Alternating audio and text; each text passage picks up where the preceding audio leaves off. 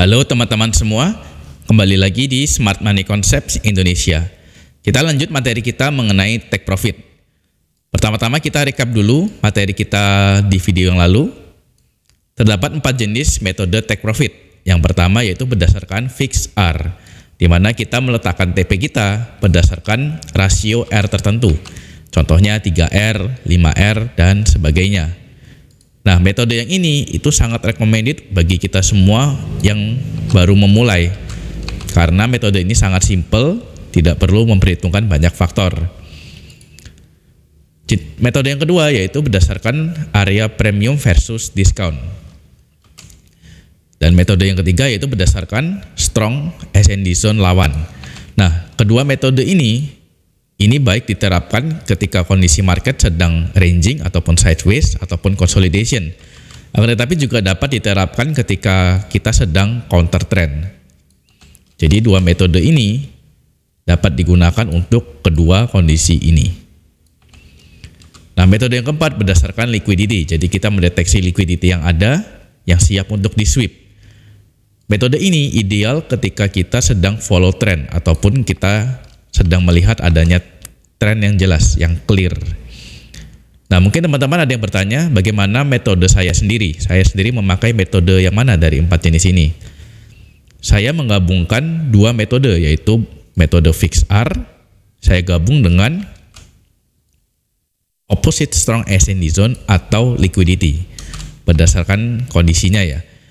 Pertama-tama biasanya saya menerapkan minimal 5R, saya melihat kondisinya apakah memungkinkan untuk 5R.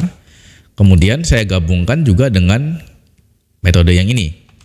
Saya melihat apakah terkadang saya meletakkan di opposite strong S&D zone, jadi saya meletakkan TP saya sebelum strong S&D zone lawannya. Terkadang saya juga lebih jauh, yaitu meletakkan di liquidity. Ini tergantung dengan kondisinya ya. Biasanya kalau ketika saya sedang follow trend, follow higher time frame trend ataupun trennya sedang clear, saya meletakkannya di liquidity. Akan tetapi sebaliknya, kalau kondisi market sedang ranging ataupun sideways ataupun juga ketika saya sedang counter trend, maka saya biasanya meletakkan di opposite strong S&D zone. Secara umum, metode yang ini itu lebih agresif ya, karena lebih mentarget lebih jauh. Kalau metode yang ini itu secara umum lebih konservatif karena lebih dekat biasanya. Nah, itu dia alasan saya mengapa saya memakai 2 metode ini. Saya menggabungkan metode fixed R dengan opposite strong S&D zone atau liquidity, bergantung dengan kondisi. Lalu, apakah saya memakai full close atau partial close? Nah, saya biasanya memakai sederhana saja, saya memakai full close ya. Dulu saya pernah mencoba membagi lot saya, position saya menjadi 2 size, yaitu ada safety profit ya, safety target, dan juga untuk yang TP lebih jauh. Akan tetapi akhir-akhir ini dengan beberapa pertimbangan saya lebih memilih untuk full close. Jadi ketika 5R, maka ya pilihannya saya akan hit target 5R ataupun saya akan SL min 1R. Saya tidak mengambil parsial ataupun saya juga tidak memakai safety target. Lalu ini ilustrasinya. Kita memakai ilustrasi untuk CE ya, confirmation entry. Di sini ada kondisinya.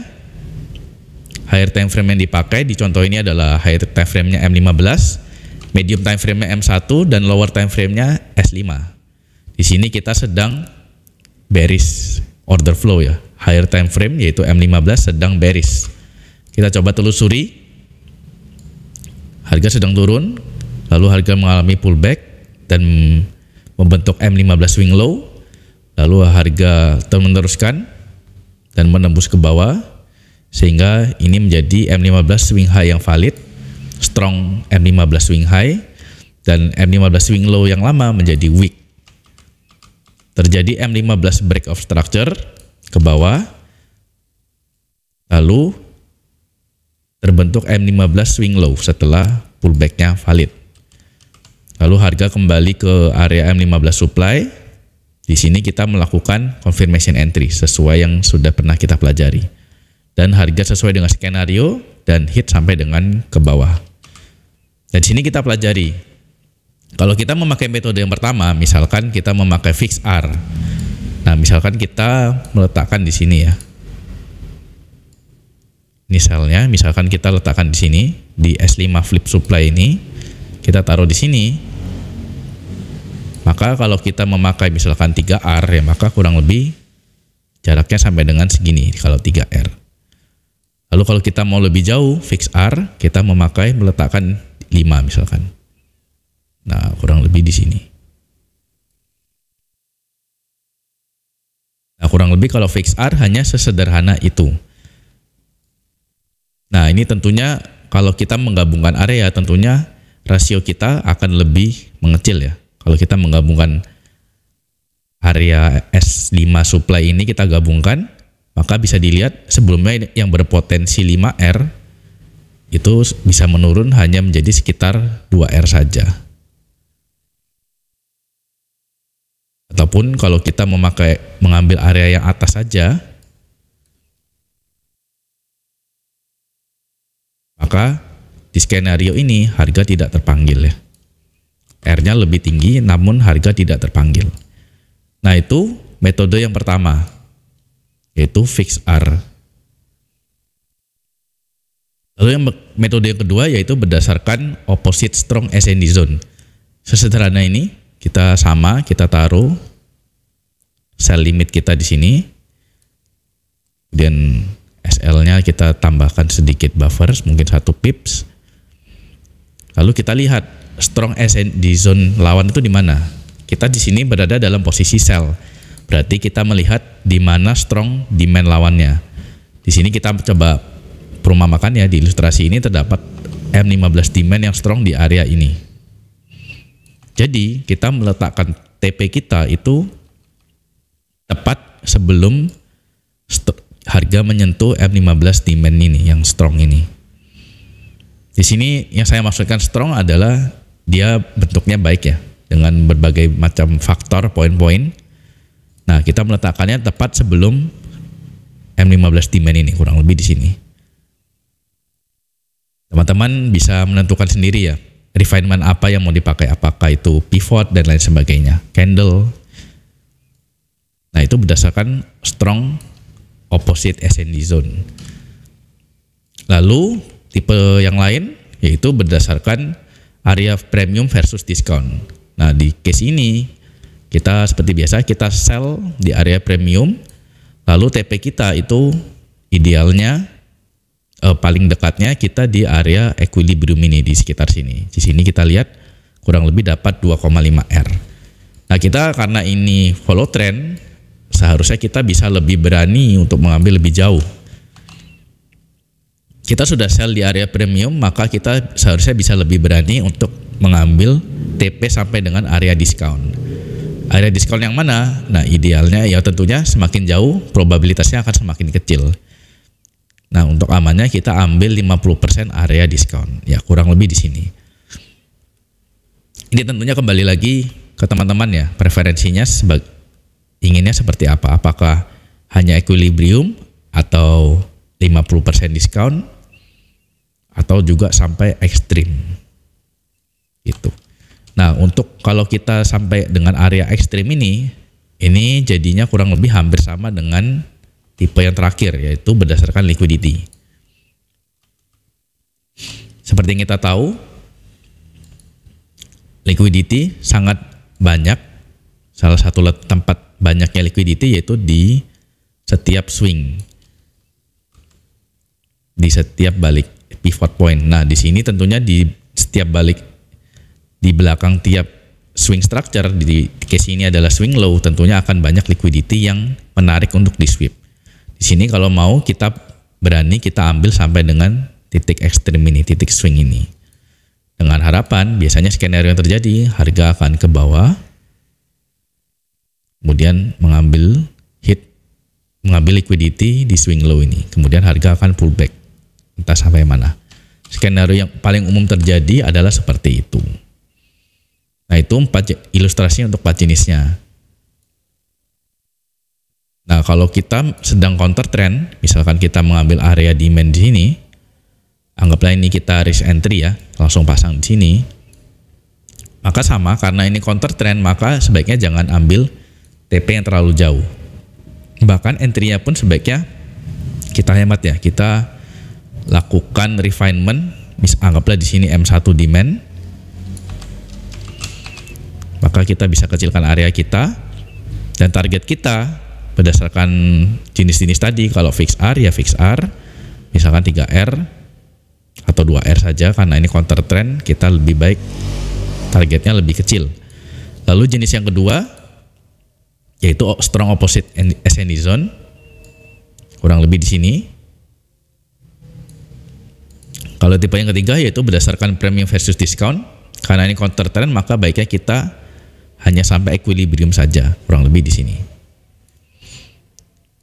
Nah, lalu kalau berdasarkan liquidity, nah ini sedikit sulit, karena liquidity yang menarik untuk di sweep itu justru liquidity yang dari area ini ya, area counter trend ini. Jadi untuk counter trend itu sebetulnya kurang disarankan untuk tipe metode take profit yang keempat, yaitu berdasarkan liquidity. Itu. Nah, di sini teman-teman silakan mencoba mengetes sendiri metode mana yang kira-kira paling nyaman untuk teman-teman. Kalau saya sendiri biasanya saya menggabungkan antara fix R dan strong ascending zone ataupun dengan liquidity.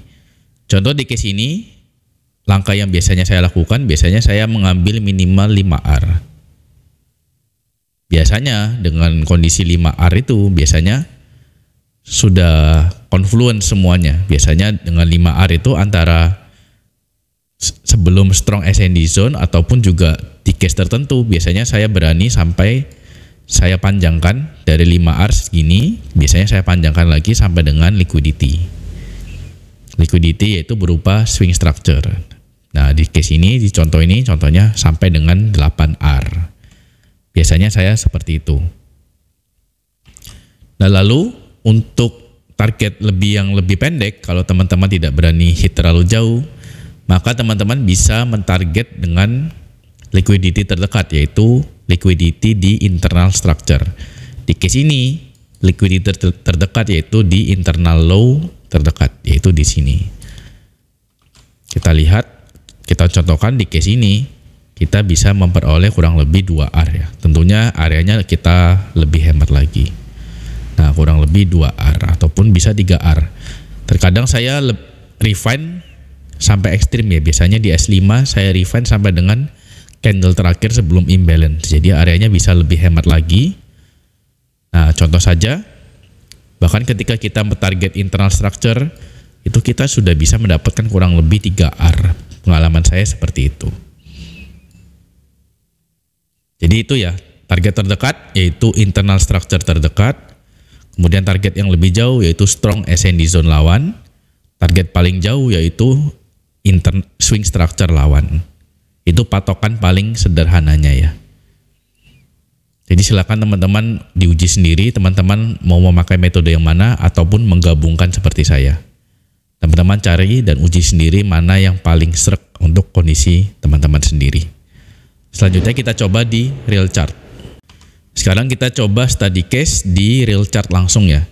Ini kita sudah di XAUUSD untuk kondisi di bulan Mei lalu.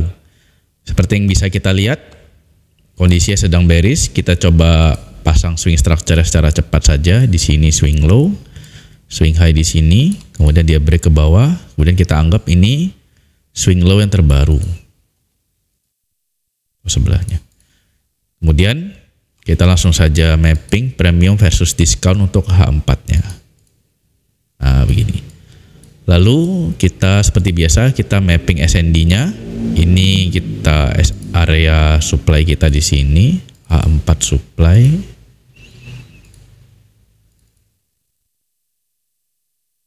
Lalu ini area H4 demand kita.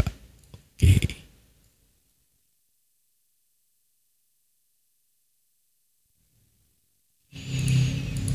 Sudah.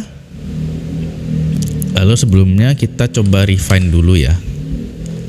Kita refine M15-nya seperti apa. ini kita refine lebih tajam, kurang lebih di sini ya M15-nya. H4 supply yang di refine ke M15. Nah, kurang lebih di sini. Oke.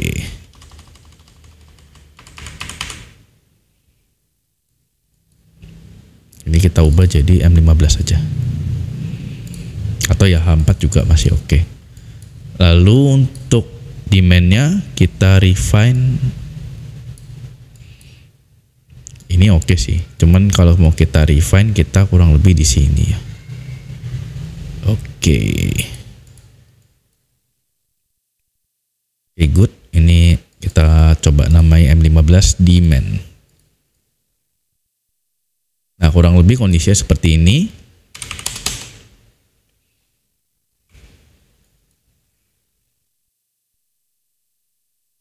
Nah, anggaplah ini kita mau melakukan risk entry ya. Nah, kita pasang saja short di sini.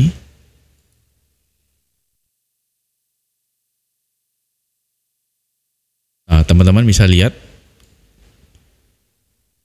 kalau kita memakai patokan yang sering saya pakai yaitu minimal kurang lebih 5R, maka di case ini 5R ini pas semua. Kita bisa lihat 5R itu tepat di area equilibrium. Jadi berdasarkan metode premium versus discount dia berlaku. Kita coba. Ini anggaplah kita risk entry ya, jadi kita tidak CE. Nah, harga masuk ke area, masuk dalam, kemudian hit TP kita. Kalau 5R, nah anggaplah kita lebih berani, kita ambil sebelum area strong SND zone lawan, strong demand lawan, maka kurang lebih di sini. Atau kalau mau lebih berani di sini, cuman untuk lebih amannya kita ambil di sini. Jadi ya 7,5R. Kita lihat hit juga. Oke. Nah, kalau di case kita ambil lagi, misalkan kita ambil M15 demand, hasil refine lebih dalam, apakah hit? Ternyata hit juga. Lalu kalau kita ambil berdasarkan swing, kita ambil di sini misalkan, kita lihat ternyata tidak sampai ya. Dia tidak, kondisi ini dia belum sweep. Kita tidak tahu kondisi seterusnya gimana. Oke, itu salah satu case. Jadi di case ini potensi terjauh itu kurang lebih di sini 9R. Ini kita tidak lihat kondisi lebih jauh lagi ya, karena secara umum kalau M15 ya H4 ya kurang lebih kita tidak holdnya terlalu lama.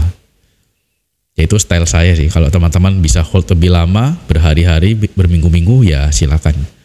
Tetapi secara umum saya tidak hold terlalu lama. Karena apa? Karena perhitungannya karena ada faktor swap ya, biaya swap akhir-akhir ini.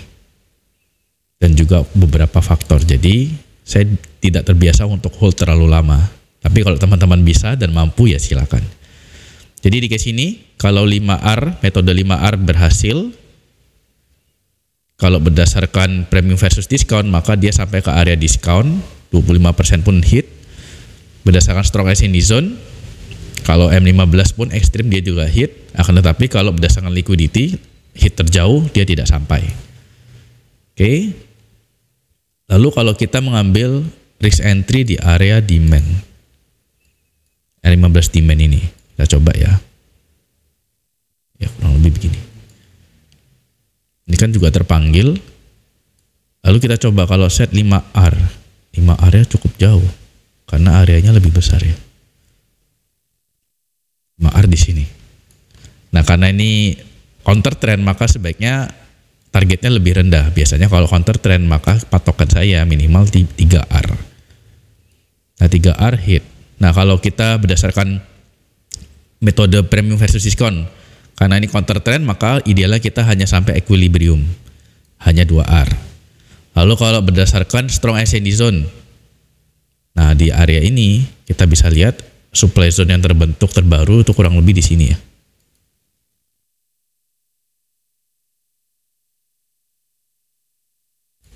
Nah, kalau kita target di sini, kita coba lihat hasilnya bagaimana. Kalau berdasarkan 3R, kita sudah 3R tadi ya, kita lihat 3R hit.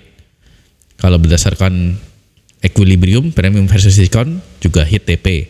Lalu kalau berdasarkan strong ascending zone lawan, kita lihat apakah hit ataupun SL. Kita lihat.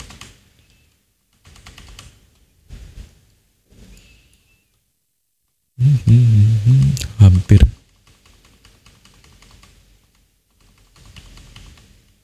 Iya, ya tergantung ya. Kalau di case ini, kalau kita targetnya strong ascending supply lawan, maka kita tidak sampai.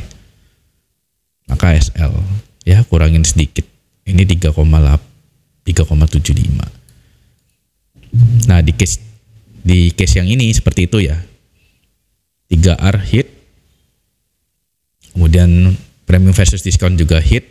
Liquidity yaitu swing tentunya SL.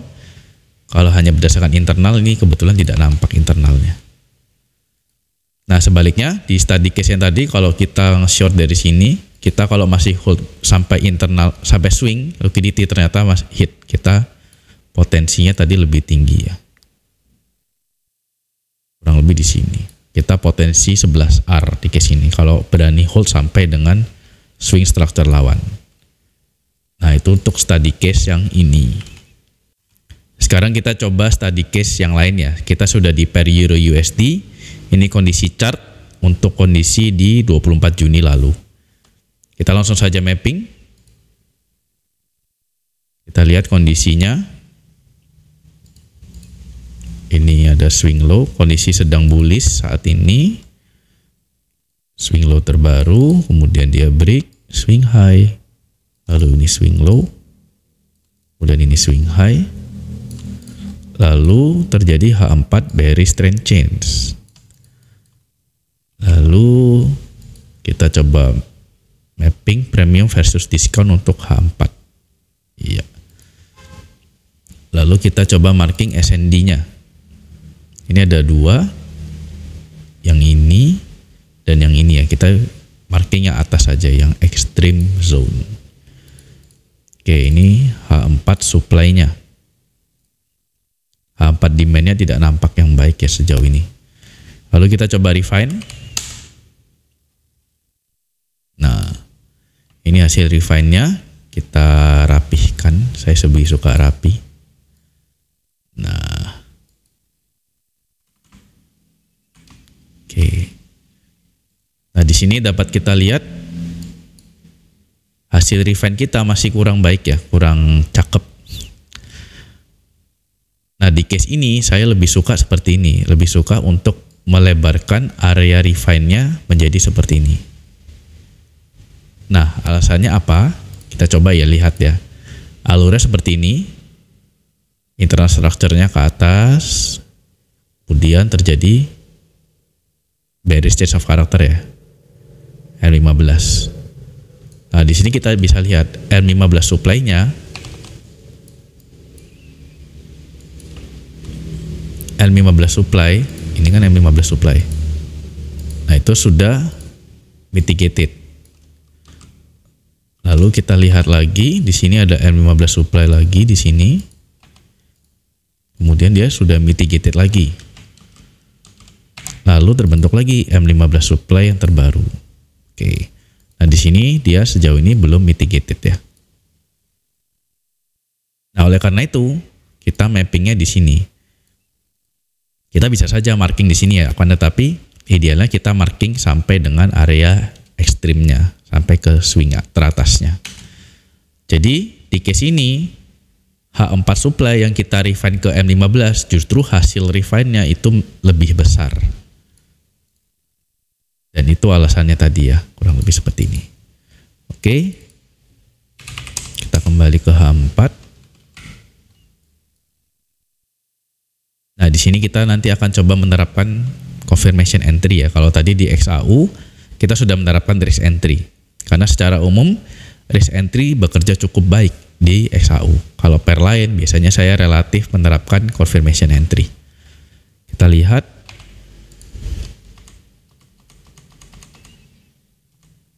Ya, harga sudah menyentuh. Kita ke M15-nya. Nah, di M15-nya kita lihat di kondisi ini Kita jalani internal structure ya. Begini, kemudian dia turun ke atas lagi, pullback di sini, lalu M15 bearish change of character-nya di sini. Nah, kita mundur dikit ya. Di sini, oke. Nah, di sini kita mau turun ke M1 untuk melihat kondisinya. Ini kondisi di M1. Kita bisa melihat tadi di sini ya, L15 bearish change of character-nya. L15 bearish change of character itu biasanya merupakan M1 bearish trend change, dan di sini sama. Di sini kita dapat melihat terdapat dua area entry. Kita bisa entry di area M1 extreme supply di sini. Pilihan lain kita dapat entry di M1 flip zone di sini. Nah, kita lihat ya, yang mana yang bekerja. Nah, kalau kita lihat areanya jadi seperti ini.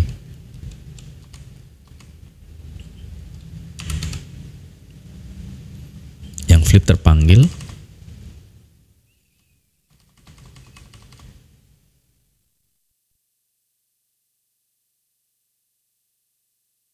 Harga sempat turun, lalu kembali lagi ke area entry kita. Nah, di sini kalau teman-teman terburu-buru meletakkan BEP, ditaruh di sini misalkan, atau teman-teman taruh di sini. Nah, di case ini teman-teman sudah hit BEP. Nah, bagi teman-teman yang hold, kita lihat.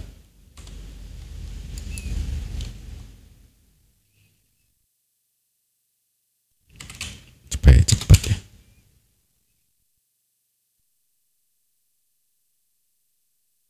Data harga turun. Nah, di sini kita coba bandingkan ya, kita uji. Kalau di sini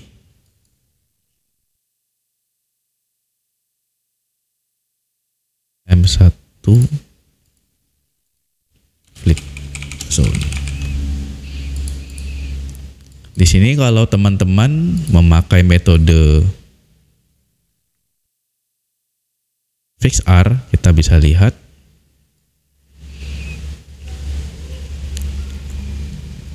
kalau 5R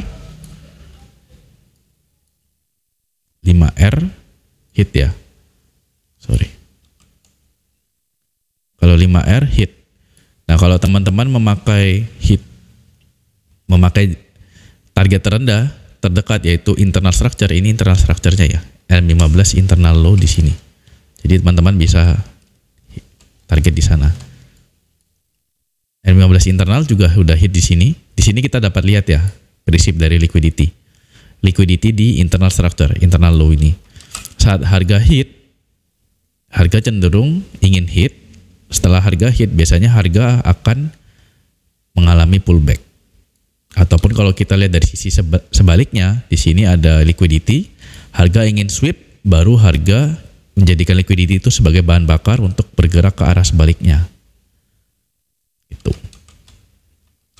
Nah, di case ini kita rekap lagi ya. Kalau 5R hit, kalau teman-teman hit terdekat yaitu internal structure juga hit. Kalau teman-teman memakai premium versus discount, targetnya di equilibrium saja, kita lihat hit juga. Lalu kalau teman-teman target jauh, misalkan sampai sekitar sini ya, kita lihat hit juga. Jadi 50% diskon juga hit juga. Kalau teman-teman ekstrim sampai sini, kita lihat. Oh, hit juga. Di case ini berarti sesuai dengan teorinya ya. Kita kembalikan ke 24 ke H4.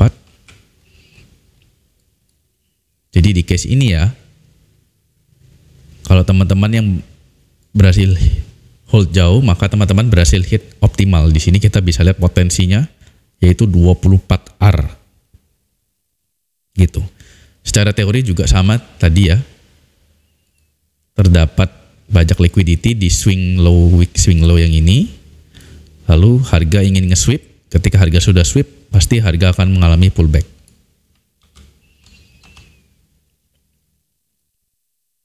Gitu. Lalu apalagi kalau berdasarkan strong SND zone lawan ya.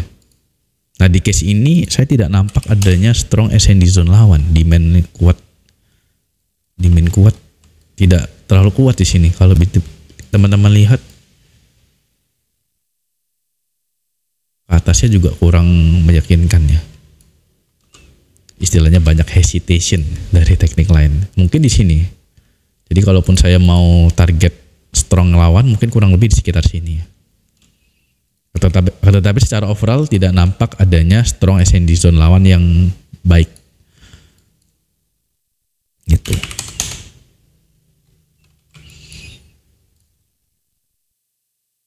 Nah, akhirnya harga balik lagi ke area gitu.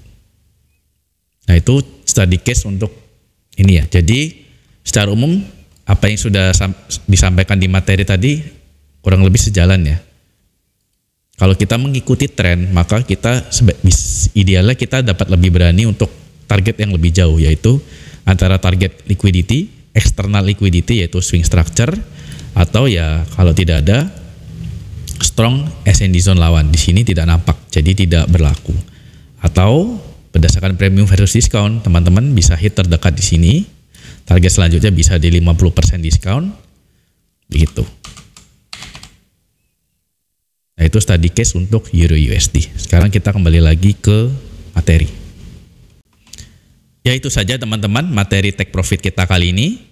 Dan tidak lupa saya mengajak teman-teman semua untuk bergabung di komunitas Discord SMCI. Untuk fasilitas dan langkah-langkahnya masih sama persis.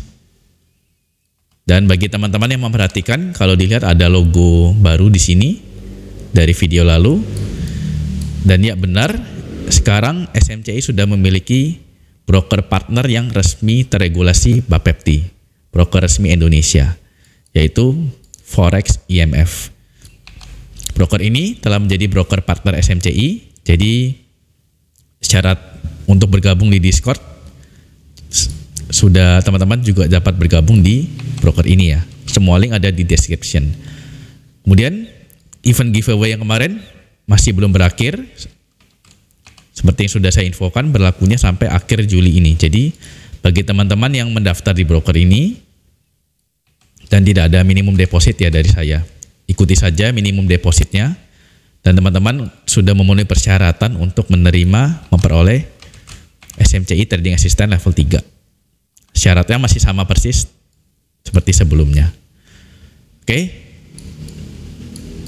Dan untuk materi berikutnya, di sini ada beberapa materi yang akan kita bahas selanjutnya, yaitu materi mengenai break even point, di mana sebaiknya kita mulai menerapkan break even point. Kemudian ada juga materi trailing stop loss ataupun SL plus. Kemudian ada juga materi mengenai backtest. Ini seri ya, seri backtesting karena materinya cukup banyak. Kemudian materi mengenai prop firm, ini berdasarkan request yang sangat banyak dari teman-teman. Ini juga merupakan seri. Nah, saya butuh masukan dari teman-teman, kira-kira materi berikutnya yang ingin segera dibahas yang mana dari 4 materi ini ya. Teman-teman pilih yang mana, silakan di vote dan silakan teman-teman tuliskan di kolom komentar ya. Nanti pilihan yang terbanyak, komentar yang terbanyak, pilihan materi dengan komentar terbanyak nanti akan saya bahas di materi berikutnya. Dari 4 ini ya, jangan request materi topik baru lagi. Oke teman-teman, itu saja untuk video kali ini. Kita ketemu di video berikutnya. Bye-bye.